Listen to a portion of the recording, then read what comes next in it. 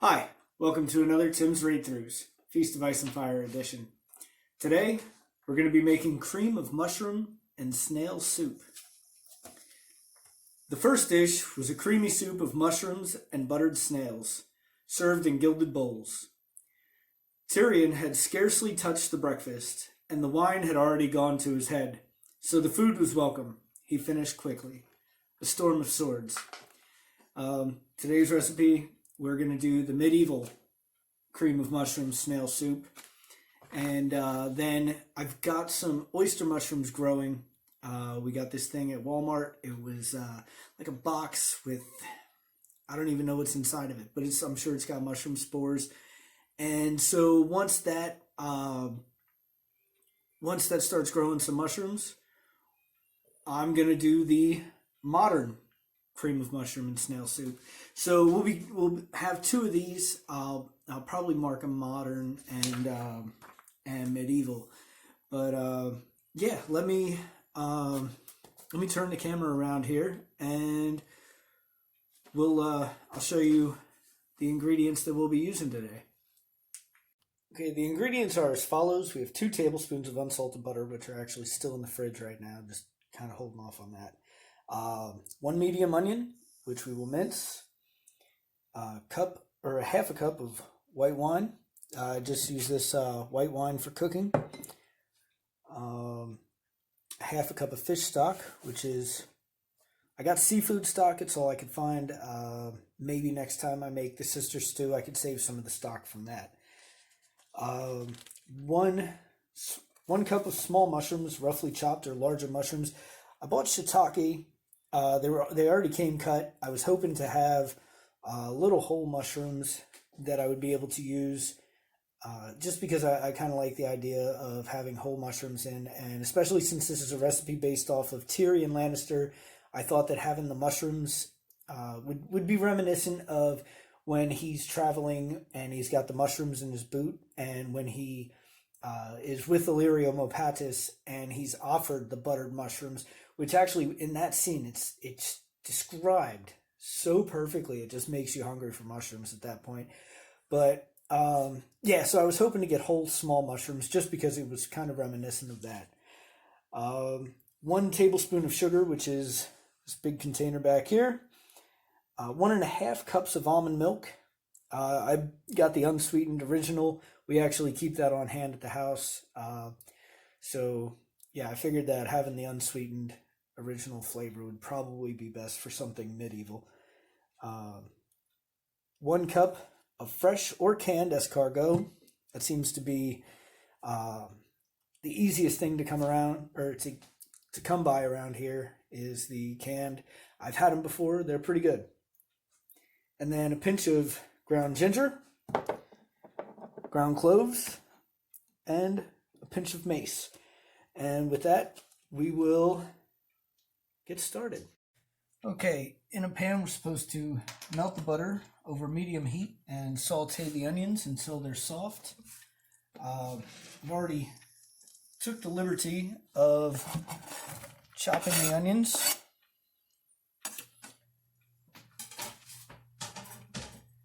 And melting the butter.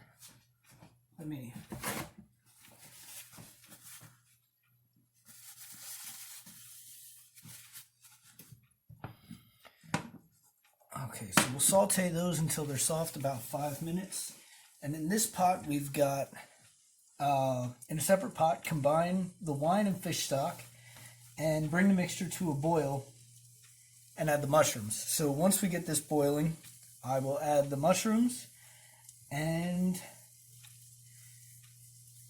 then we'll turn down the heat, cover the pot, and simmer for about 10 minutes. So let me get a lid out.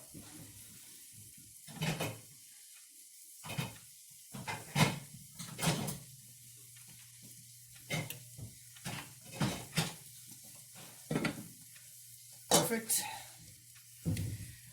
So once that's boiling,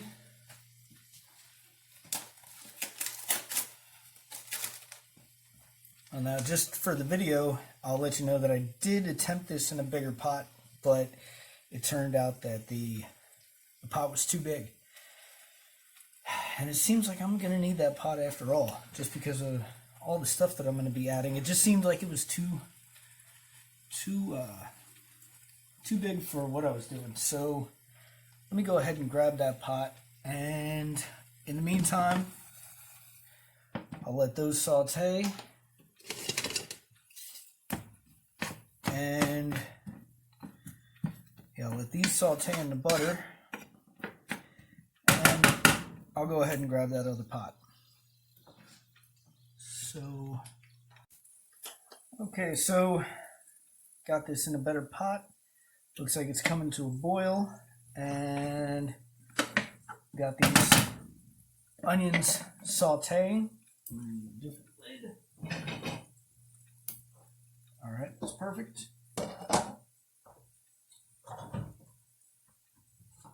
So now that that's boiling, we will add the mushrooms.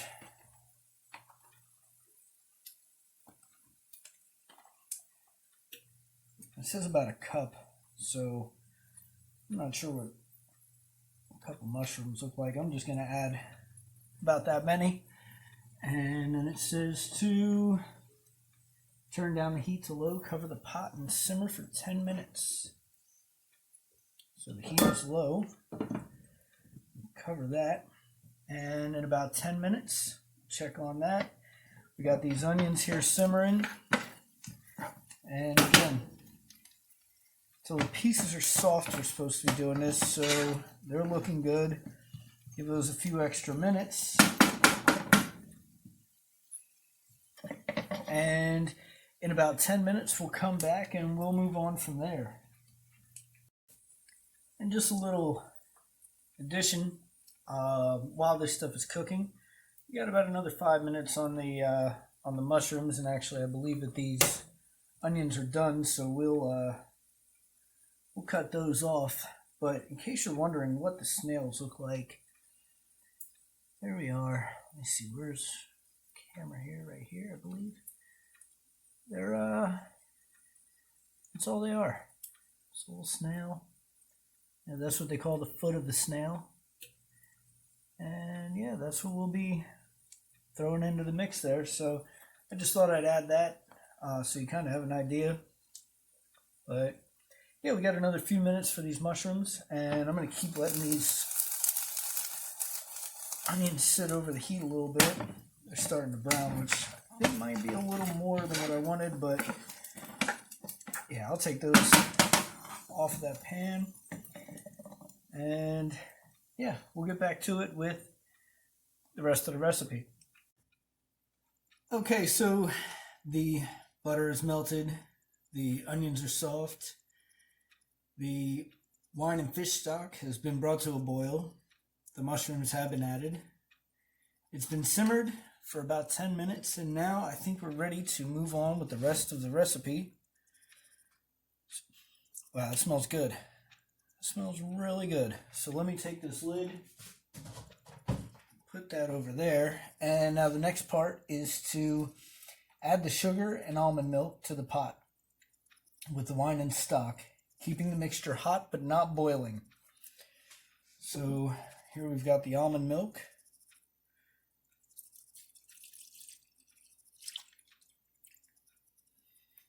Okay, that up here.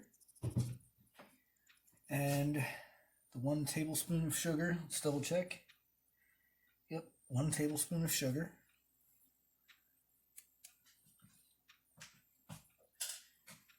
Alright, so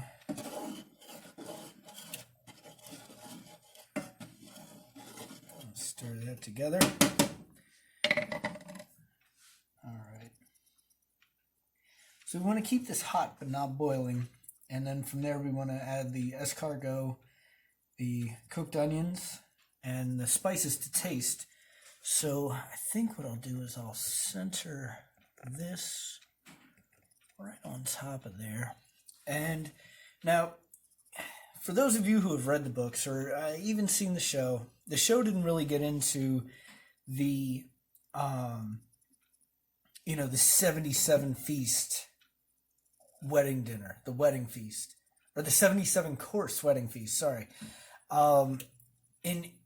when Joffrey gets wedded or gets married to Marjorie Tyrell, Cersei and the Tyrells and Tywin Lannister, they put together this big lavish wedding. It's probably the biggest wedding in the history of Westeros. I've read Fire and Blood.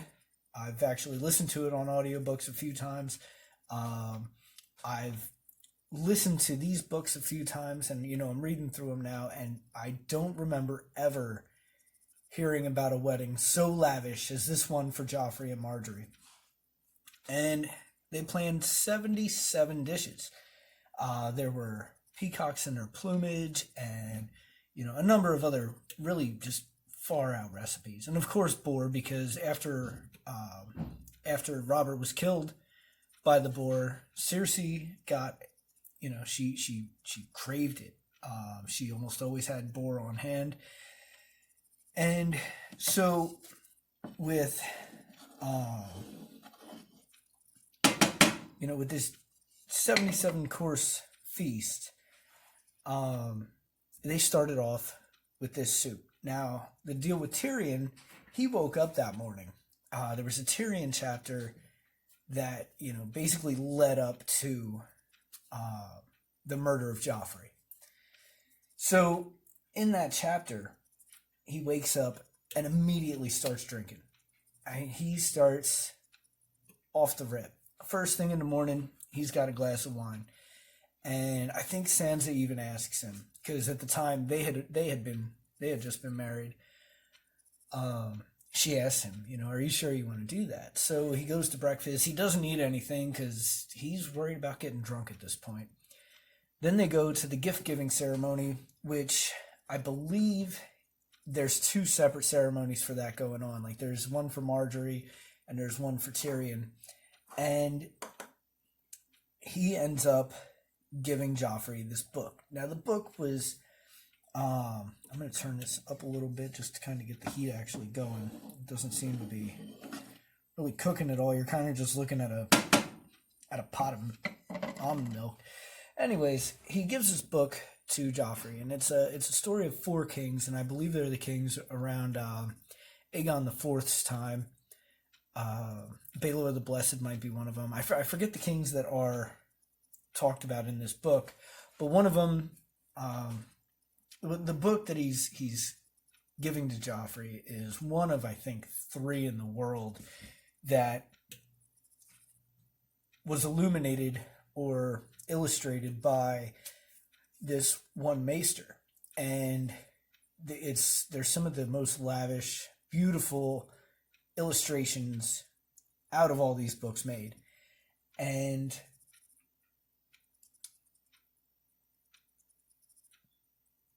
Joffrey ends up, sorry, I had to think there for a little bit.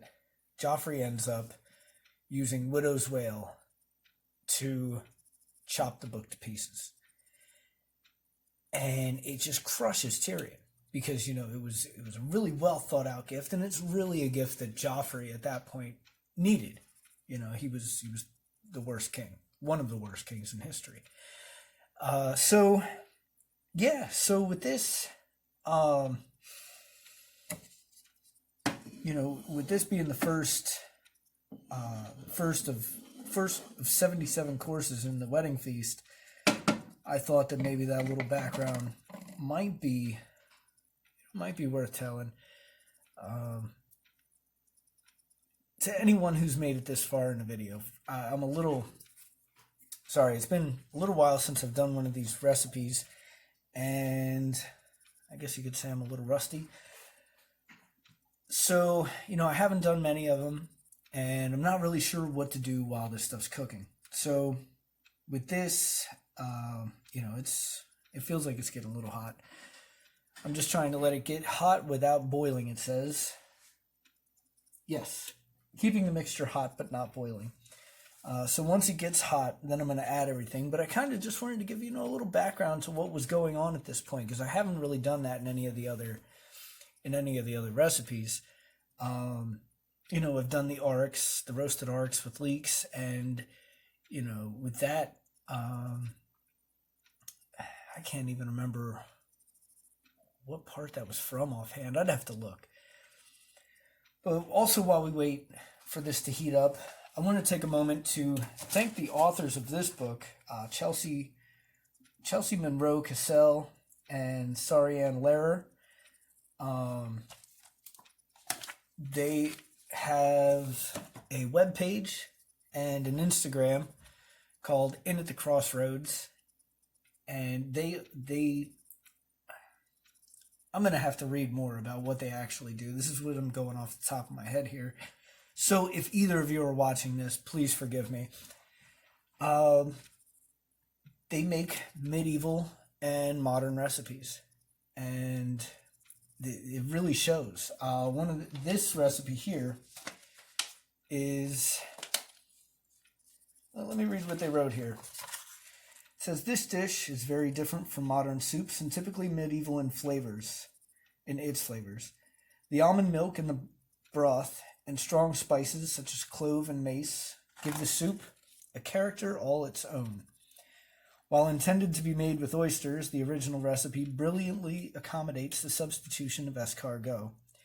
And then it says here, oysters in gravy, take good milk of almonds and draw it with wine and good fish broth and set it on the fire and let boil. And cast for 2 cloves, maces, sugar, and powdered ginger, and a few parboiled onions. You minced pancake fire oysters. Some of this is really hard to read because it's written in like an old English style, and it's really cool to see because you don't get to see language like this every day. And I'm starting to smell this. I'm starting to see a little steam raise up off it. So I think it's time to add the escargot and the onions. So I'll dump those in there. There's these cans come by the dozen. So there's a dozen snails in there. And let me get these onions now, which I definitely browned and I shouldn't have browned. But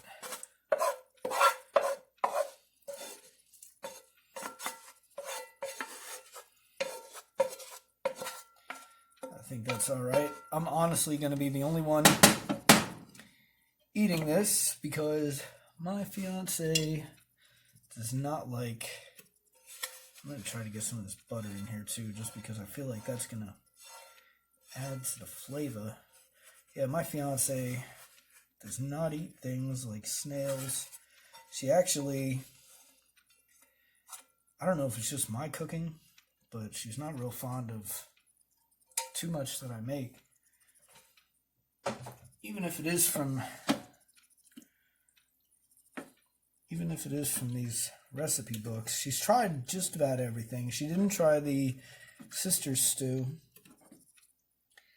but that was mostly because of the shellfish. She's allergic to shellfish. And I don't know if escargot are considered a shellfish, but it's not something she would really be into. So now I'll be adding spice. It says followed by the spices to taste. So I've added the escargot, the onions, now the spices to taste. I'm really not sure how much of this I'm putting in. So that's the mace. And mace, it's kind of hard to explain. If you haven't used it,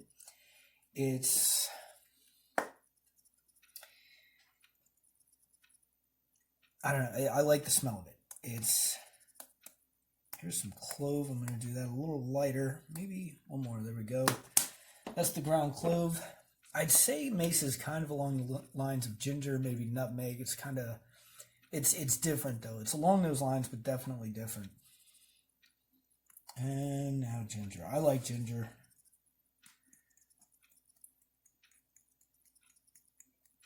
And this actually isn't coming out too well, so there we go.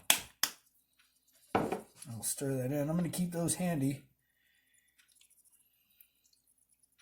just in case I need more.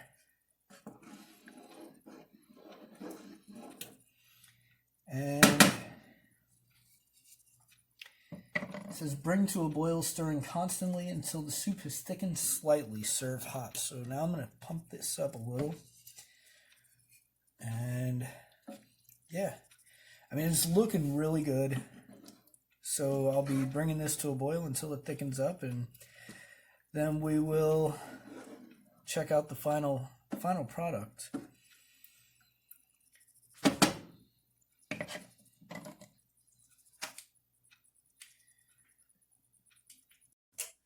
Alright, well, now that we got it going to a boil, I thought I would take this chance to remind everybody to go ahead and like, comment, and subscribe.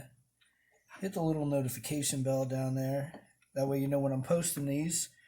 And don't forget that the entire recipe will be in the comments.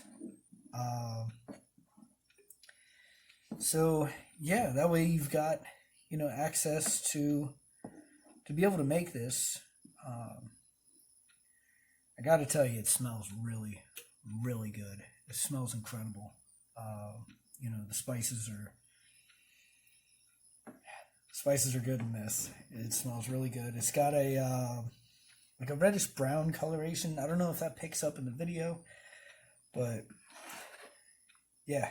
So like I said, we're just stirring this till it thickens, and yeah, once it thickens, we'll serve it on up. But like I said, I just wanted to remind everybody to like, comment, subscribe, and all that fun stuff that YouTubers like to remind their viewers to do. Also, if you are already a book fan, I know some guys that have a really good series going right now called The Ideas of March. Even though it's not March, they both had some things going on in their lives and are continuing to do the Ideas of March. It's Lucifer Means Lightbringer and Quinn's Ideas. Those guys are two of my favorite YouTubers. I watch everything they put out. And Lucifer Means Lightbringer, that guy has got some of the best ideas as far as symbolism within the books. He really dissects just about every word that George R. R. Martin says, and find some sort of symbolism in it to figure out what's going on later in the books. And and along with the character development, and Quinn's Ideas has some of the best explanations and theories in the game. I mean, he's like a Song of Ice and Fire superstar, if you will. And also the guy has some incredible Dune, Frank Herbert's Dune videos, where he really breaks those down. And he actually influenced me to finally go pick those books up. And I got to tell you that Dune is one of the best books I've ever read. I mean, it's one of those books where it's really intimidating because of the size of it. But when you really, when you start getting into it and you start getting some of these words, because, a lot of those words, they're not real words. Bene Gesserit, whoever heard of that? Muad'Dib, I may not be pronouncing them the way that they're meant to be pronounced, but guess what? I don't care, because I don't want to put the book down, and I'm saying them like that, and it works for me. But yeah, that book, I've probably gone through about a third of it in the shortest period of time that I've ever read a book. It's real easy. It flows, even though it's got language that's hard to understand. But yeah, check out Quinn's Ideas for Song of Ice and Fire, and for Dune. He's got some other stuff too. He's got some H.P. Lovecraft content. He's got some Stephen King's It content. But yeah, those two are probably my biggest influences when it comes to making videos. And, although I don't really get into breaking down the books, I'm just reading through them. It is something I like to do in my free time. I've noticed a few things while just reading what I've read so far. One of the things is that the White Knights, the King's Guard, can't inherit their, if they're the firstborn and they join the King's Guard, the secondborn takes over their claim. And in an Eddard chapter, Eddard and King Robert are talking about how Jaime would inherit Casterly Rock from Tywin Lannister. So, there's just little things like that you pick up and you notice. And, and those are the things that I really, hope to see in the comments.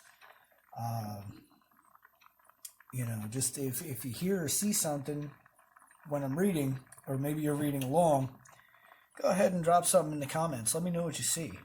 I noticed a little,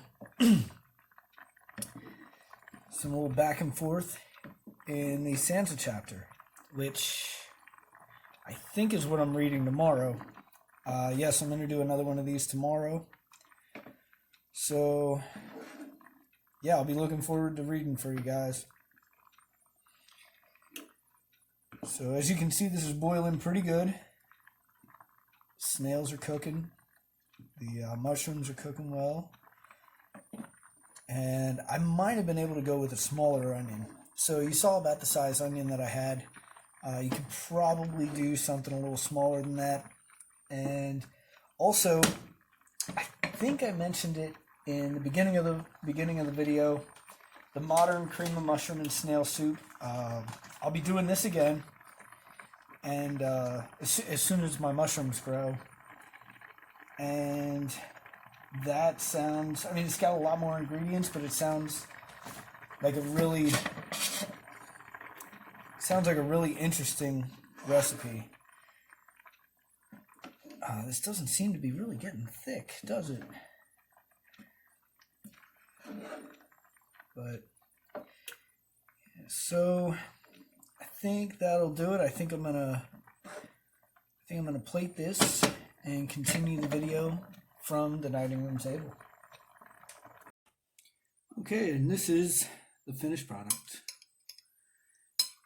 It's smells delicious. Got a good couple chunks of snail in there, a bunch of mushroom. You can see the onion. Very simple recipe, very few ingredients, and I really think that let me turn this up a little bit. I really think that that's a big thing in the medieval recipes. Is very few ingredients, but they always end up tasting magnificent. Even with, the very few ingredients or the subtle ingredients, you really have a big flavor. So this is a new part that I chose to add was, a little bit of it plated, or in this case, put in a bowl, and a taste test. I did a little one in the sister stew, just to kind of get a first-hand experience of what I'm actually putting out there. I've never made this before, so this is my first time trying it, and I have faith in these recipes. The first couple that I made when I first got the book, I was really impressed with. So, like I said, I've got a lot of faith in it, and I'm going to try to get a little bit of everything in this bite. Some snail, some mushroom, onion, some broth, and let's give it a try. It's awfully hot. I'm going to have to blow on this. Pardon me.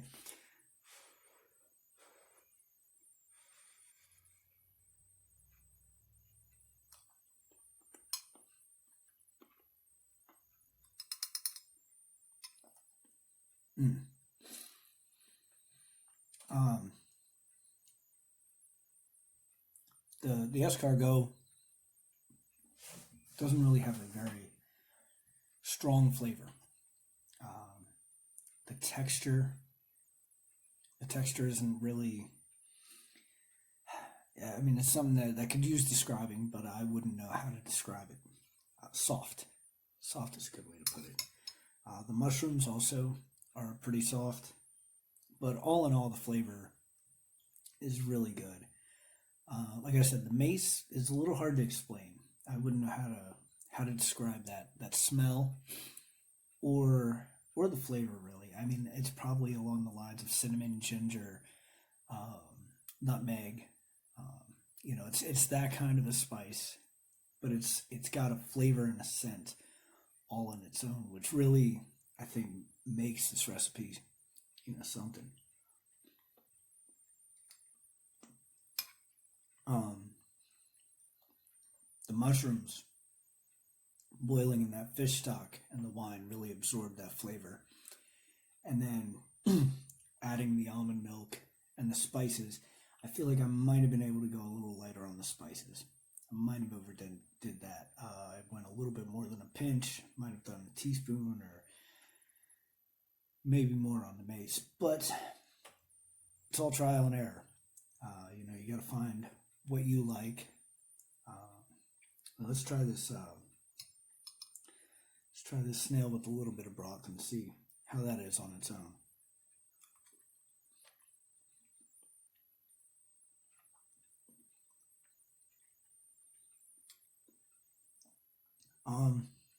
Again, texture is real soft, but they don't have a very strong flavor. All in all, I'd say I really like this. Um, it's something I would definitely make in the future. I plan on doing the modern recipe. So look forward to that video. Again, like, comment, subscribe, hit that little notification bell down in the corner. And tomorrow I'll be doing a reading. I believe it's Sansa, the first Sansa chapter in Game of Thrones. So I look forward to seeing you in the next one. Thanks.